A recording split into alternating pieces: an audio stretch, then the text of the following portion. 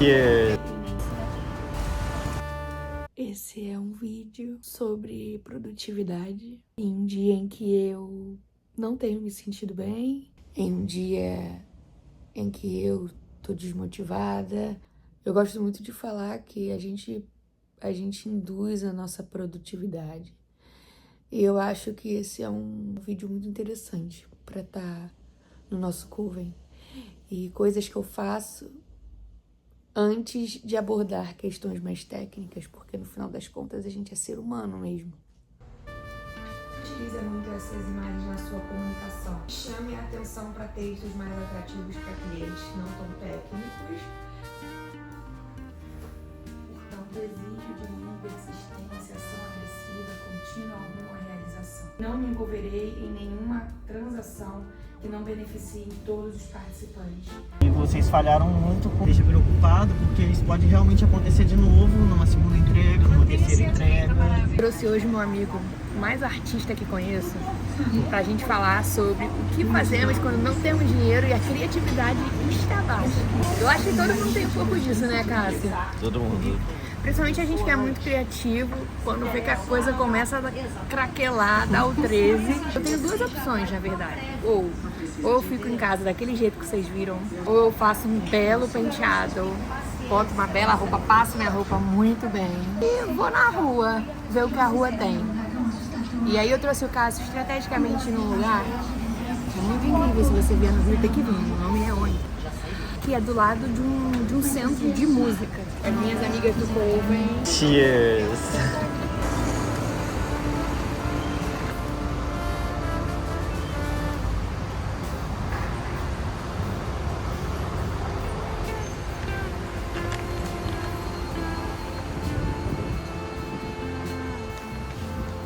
Gente, olha esse cocado lá, que coisa linda.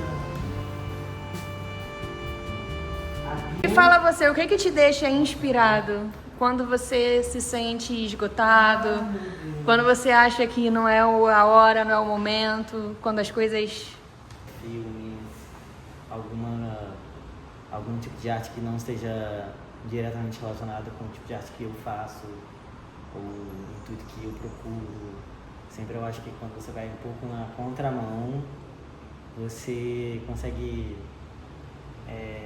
ter nuances, ter insights, que talvez se você estivesse procurando ali tão intrinsecamente dentro do que você está fazendo, você não teria.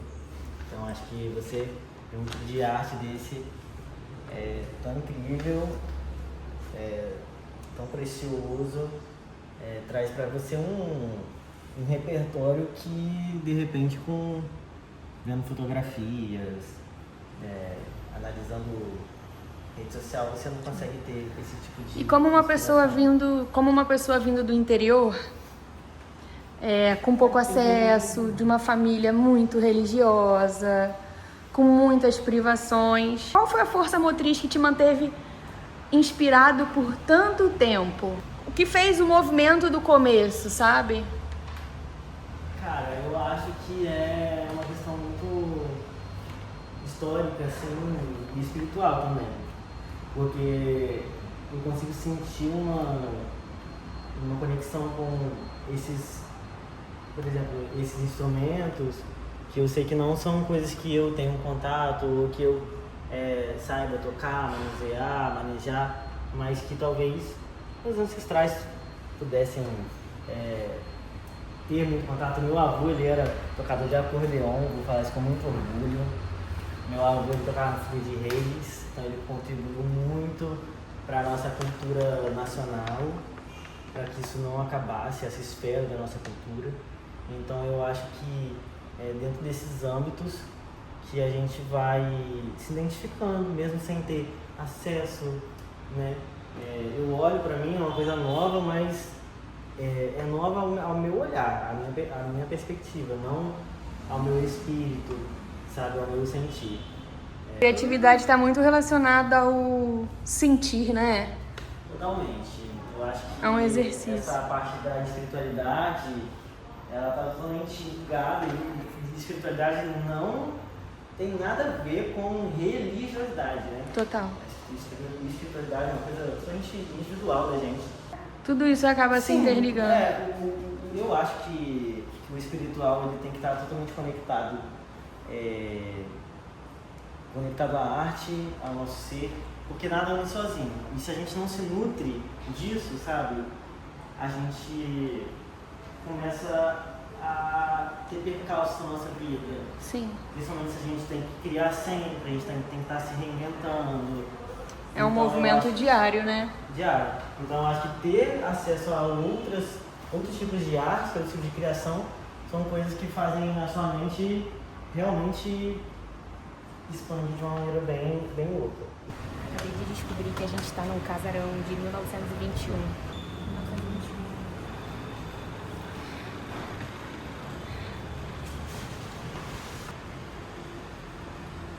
Arquitetonicamente falando, uma época muito incrível, muito moderna.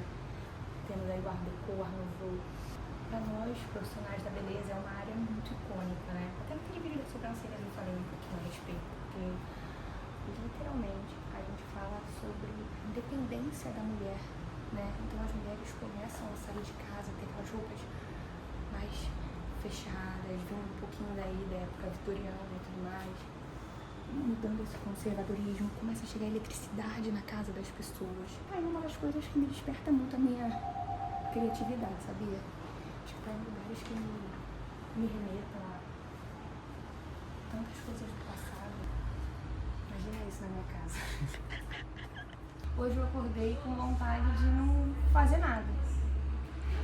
Por muitos anos eu não fiz nada, sabe? Isso às vezes é bom. Eu sempre acreditei que para ser criativo nós precisássemos de muito.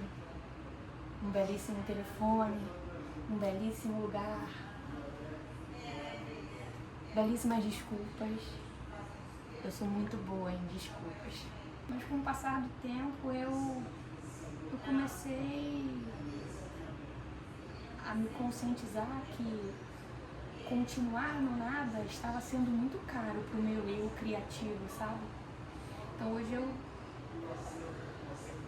me obrigo a fazer pequenas coisas, grandes coisas. Então hoje quando eu acordei eu falei, por que não um vídeo sobre como me manter criativa com pouco dinheiro e tendo que produzir? Só de encostar aqui, ó.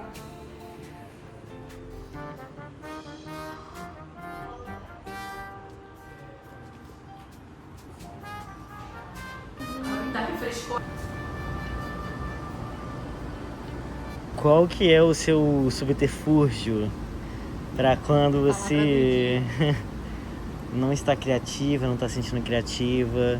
Você acha que precisa de grandes coisas para você começar a despertar o seu processo criativo? Alguém que está sempre se mantendo em um constante movimento. Meus amigos têm isso de mim hoje, esse retrato, sabe? Isso é engraçado. Como você dá vazão a essa necessidade quando você não se sente inspirada, quando você não tem um script a seguir? O que você acha que é interessante para conseguir produzir um momento de ócio? E de fragilidade também é muito importante, né? Um momento de fragilidade emocional. Eu modulo os meus espaços. Apesar das coisas boas que eu tenho dificuldade com organização doméstica, principalmente. E quando eu preciso criar para beleza e pensar em alguma coisa, eu modulo meu espaço. Eu começo organizando a minha casa, a minha sala, principalmente. Eu deixo ao meu acesso livros, por exemplo. Hoje eu não assisto mais TV. Já tem muitos anos que eu não assisto TV aberta, mas eu tirei de mim aquilo de consumir muito estímulo visual. Coisa de televisão, série, baboseira. Eu cortei isso completamente. Então eu deixo muitos livros à minha amostra. Às vezes isso pode parecer um pouco elitista, um pouco, né? Mas é preciso entender que eu só leio o que me agrada. Não necessariamente eu preciso ler do início ao fim, mas eu petisco, sabe? Eu abro o glossário, petisco e penso. Uma amiga minha perguntou. Eu perguntei pra ela uma coisa de corpo humano. Aí ela falou, vê no chat GPT. Eu falei, cara, eu nem sei mexer no chat GPT.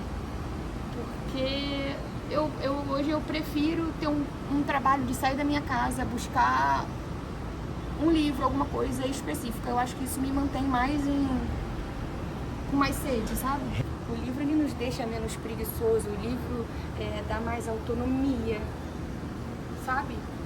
O livro faz com que você, a longo prazo, escreva melhor, entenda melhor. E pra mim essa é uma das... Hoje, o livro é uma das maiores ferramentas de criação, além de ter um espaço que eu entro na minha sala e falo, uau, estou pronta para, mas assim, eu modulo. Ligo uma vela, não tenho dinheiro para comprar uma vela super cara, não tem problema, eu ligo uma vela religiosa ali, vou numa livraria. Aqui no Rio a gente tem a livraria da Travessa, né? Uma livraria interessante que você pode sentar e pode ler o quanto você quiser.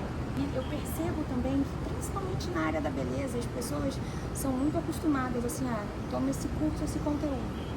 E as pessoas ficam presas ali. Será que posso inverter a ordem? Será que não? Eu já sou rebelde a ponto de quebrar a ordem sempre. Isso me deixa a minha cabeça, quando eu tô numa pior, é um bom norte, assim, sabe? Uma coisa bem interessante também é que, para quebrar regras, a gente tem que entender. Falar do meu curso, né? Do Hidrabus. Para você criar a partir do que você aprendeu ali, ou mudar, inverter as posições, testar novos produtos. O mais importante é você comer o beabá da coisa, sabe? Quando eu não tinha dinheiro para comprar muitos cursos, sabe?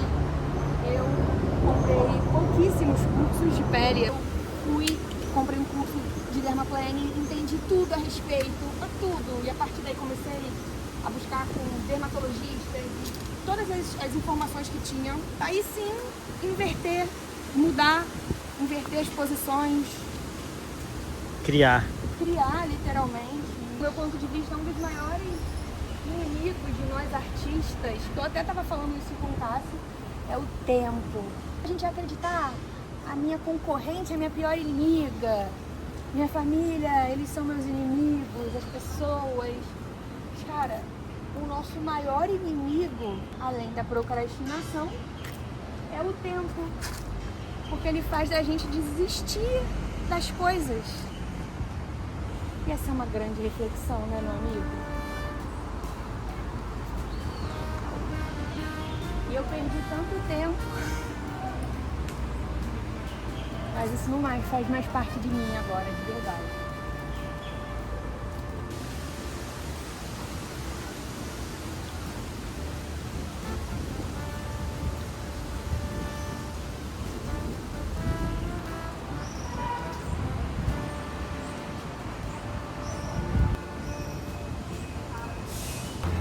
Essa é uma das coisas que eu mais gosto de fazer.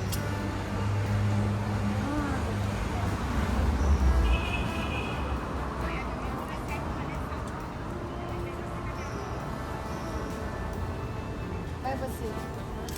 Encosta o peito na árvore. Você vai ver que muda a frequência completamente.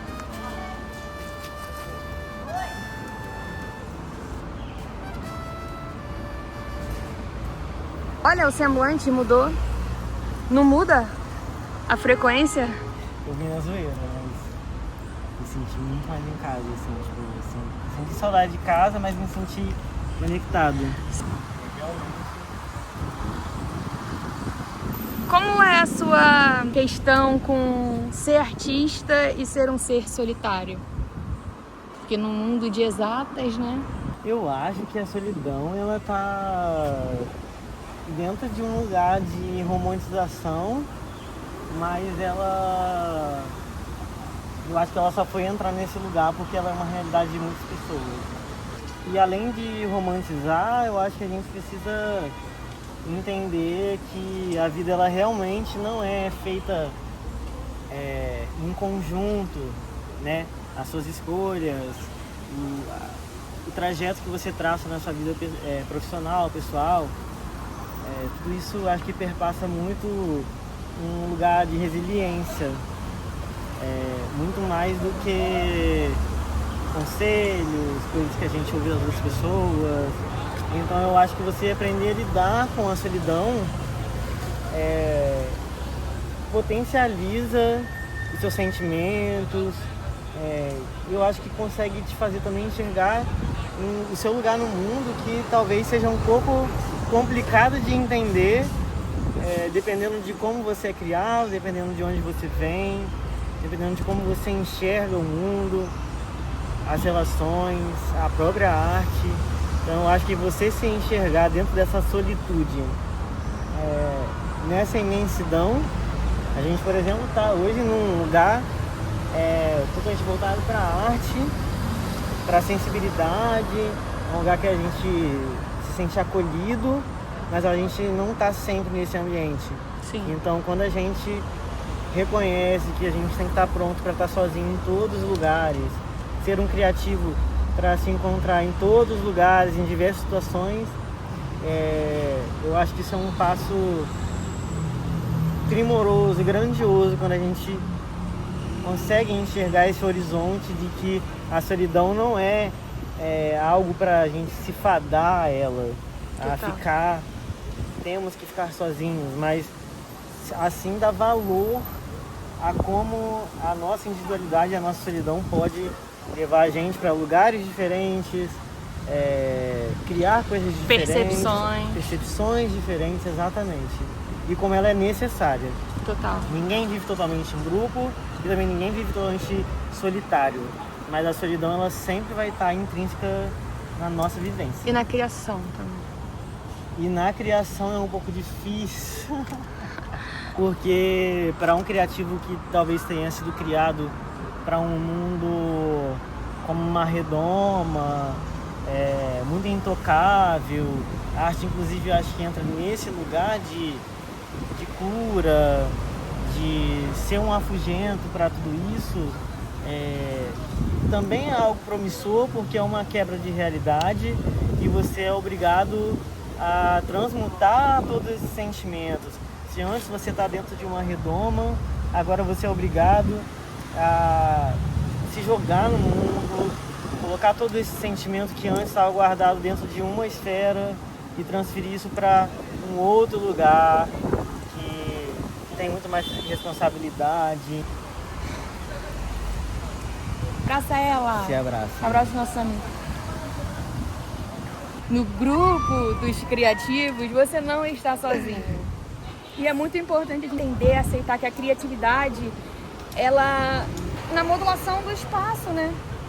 Eu acordei, hoje eu falei pro Cássio, eu tô muito mal, eu acordei mal. E aí eu tô aqui. Dá um refresh, né? E às vezes um projeto, uma realização, uma concretização, nada mais é do que você literalmente arrancar da sua cabeça com as suas próprias mãos Na força. algo que já está ali e jogar isso pro mundo, Tipo esse vídeo. estando bem ou não. Ele nunca, mas ele sempre fica atrás da câmera, ele sempre fica no timing dele. Ele é muito envergonhado. Mas hoje, ó, olha, eu tô te falando, gente, para tudo que você tá fazendo e aqui, ó, abraça a árvore mais próxima.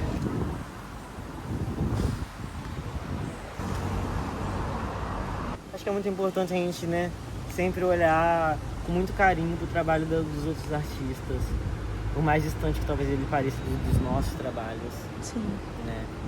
Eu acho que a gente ganha muito, a gente se enriquece muito, se conectando de todas as maneiras. Existe um viés ali espiritual dentro de cada obra. Com certeza. Existe ali todo um sentimento, todo um sentido que ele vai ser transmutado com cada visualização, cada interpretação da obra. Mas a gente nunca pode passar por uma obra e só olhar. A gente tem que enxergar, a gente tem que notar, a gente tem que refletir. E eu acho que isso faz grande diferença quando a gente é artista. Voltado principalmente para a área da beleza, a maioria das pessoas elas não veem a beleza como arte. As pessoas veem a beleza como um trabalho muito prostituído e que a pessoa que está ali ela não estudou, não nada. E hoje eu tenho uma percepção muito abrangente a respeito, eu vejo um outro lado. E por que não ver o trabalho das pessoas como arte? E quando elas estão num patamar diferente, porque nós estamos sempre em patamares diferentes. Nenhuma pessoa é igual, né? Nem a nossa irmã, que foi criada pela mesma mãe, ela é igual. E não ver como, nossa, que pena, essa pessoa tem um espaço, essa pessoa usa uma roupa diferente, ou essa pessoa fala de forma mais rebuscada, mais interessante. Não, eu acho que que a gente pode, como artistas, usar isso como uma ferramenta de aprendizado. Total. O que essa pessoa faz que pode influenciar de uma forma positiva e nunca como pesar. A parte da beleza, você pode analisar todas essas obras, isso é uma coisa que está até dentro do seu próprio curso, né? Falar sobre a beleza, o lugar da mulher dentro da história do mundo, história mundial, né? Se você for acompanhar as obras, as escolas, você vai ver que em cada lugar a mulher é retratada de uma maneira diferente. Com certeza. A sua beleza é retratada de uma maneira diferente. Em algum momento, mulheres um pouco mais gordas, sabe? Que elas exibiam ali uma certa riqueza, isso. Com certeza. Uma certa riqueza. E que no nosso país ainda tem muito isso no Brasil, né? Ainda temos, mas temos... Baseado em outros países. Um padrão de beleza imposto e que é muito interessante a gente analisar isso pra gente perceber que a beleza, que a estética, ela é muito mutável. Ela está sendo sempre influenciada através de tudo, da música, da arte, da videografia. Então estudar a história, ter contato com outros tipos de arte, cultura, faz a gente valorizar e ter outras percepções a respeito de coisas que talvez a gente, num pensamento muito rígido, não consiga anexar a ideia de que uma obra, uma pintura, está totalmente ligada, está demonstrando de diversas maneiras, de diversos aspectos, naquela época como era a beleza, como as mulheres eram retratadas, qual era o valor e o papel delas naquela sociedade. Então eu acho que é totalmente válido, faz a gente crescer, analisar outros tipos de arte que não sejam apenas do nosso nicho, porque a gente tem essa grande mania que foi colocada intrínseca em nós, que é analisar os nossos semelhantes. Enquanto que a nossa diferença talvez seja abordar coisas que as outras pessoas não estejam abordando. E ter uma visão de arte, referência que as outras pessoas não estão tendo. Então acho que se munir de outros tipos de arte é um grande fator a nosso favor quando a gente está num momento de ócio criativo. Total. E faz o nosso diferencial. As nossas referências constituem muito do que a gente reproduz, do que a gente transmuta a partir do que a gente consome. Depois dessa, né? Acho que depois dessa eu nem tenho muito o que falar. Eu falei pra vocês que eu ia apresentar pra vocês o meu amigo mais criativo que eu tenho. E eu não tenho muito o que falar. Eu espero que essa imersão tenha sido muito incrível. Que essa percepção da arte através de espaços, lugares, crenças, conhecimentos possa ter aberto a sua mente e te levado para lugares. E é isso. Te espero no próximo capítulo. Vamos descobrir um nome para esse quadro? Conversando com pessoas criativas como nós. Eu tenho certeza que vai ser muito incrível. Mais uma vez, muito obrigada pela sua confiança, muito obrigada por tudo. Um beijo.